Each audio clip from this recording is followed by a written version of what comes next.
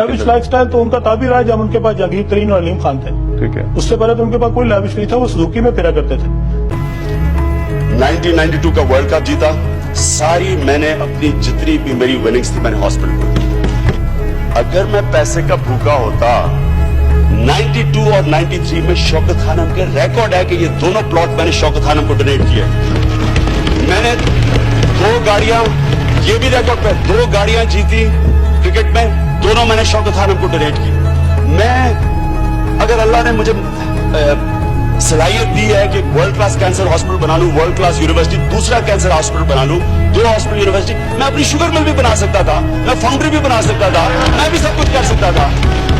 यानी अगर मैंने पैसे ही बनाना था, पैसे बनाने के 100 तरीके थे, मैं एक हॉस्पिटल तो ना बनाता, अपनी सारी टाइम लगाता, जिंदगी अपनी अर्निंग्स देता,